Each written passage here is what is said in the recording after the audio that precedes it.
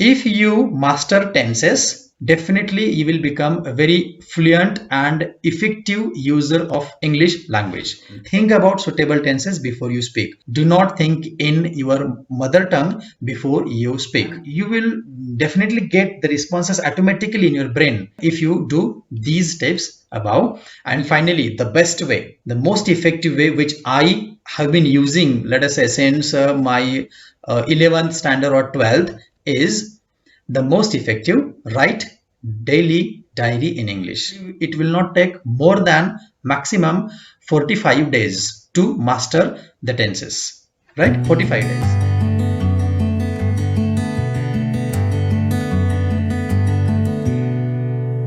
So at the end, let me give you some of the tips on how to practice English tenses. We have learned about the tenses. We saw three tenses, four aspects of each. We saw some of the confusing tenses, and we solved some exercises. I gave you one formula, also give you the best effective method, copyrighted method rather, I would say. Along with this, how to practice, how to master tenses. Let us see now. So what you're supposed to do, take one verb every day and use in all tenses with all pronouns. As I told, just take one verb: go, write, see, swim, play, whatever. Take one verb and practice that every day. You have to write, okay? In written, you have to practice. Now, when you are practicing, when you are writing, you have to read loud. Read aloud when you are writing those. So like, I go to school, I am going to school, I was going to school, I have gone to school. When you are writing, just utter it loudly, because when you are writing that and you are reading it aloud, that helps us to internalize the rule, to understand that particular concept as well as that particular rule of the sentence. So do this. So first, one verb in every day in all tenses, reading aloud when you are writing that. Third, memorize all these sentences sequentially, like, as I told you, vertical and horizontal, right? Present, all, right? Simple present, continuous present, perfect continuous present. Same with past and future. And or you can use either vertical or horizontal. Simple all, simple past, simple future, simple present, present, continuous past, continuous future, and so on. And you have to, what you're supposed to do now, take a verb, write and read aloud. Now keep it aside and try to just memorize all the verbs and all those sentences, just sitting calm. Like, I write, I am writing, I have written, I have been writing, I was, I wrote, I was writing, I had written, I had been writing, I shall write, I shall be writing, I shall have written, I shall have been writing. Like this, you go on with all the pronouns. This will definitely help you. And this is what I actually did to learn the tenses, and it has helped me a lot. Next, deliberately speak in English with people around you and deliberately talk on present, past, and future issues. Right now, let me tell you again, if you master tenses and if you master use of parts of speech, particularly again from parts of speech, prepositions and articles, definitely you will become a very fluent and effective user of English language.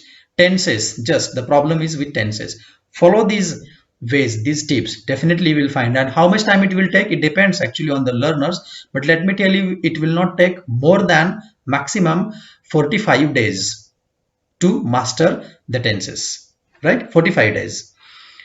So after that, you have to deliberately talk with the people around you and deliberately just start talking about future, sometime past, sometime present, and next is very important. Think about suitable tenses before you speak.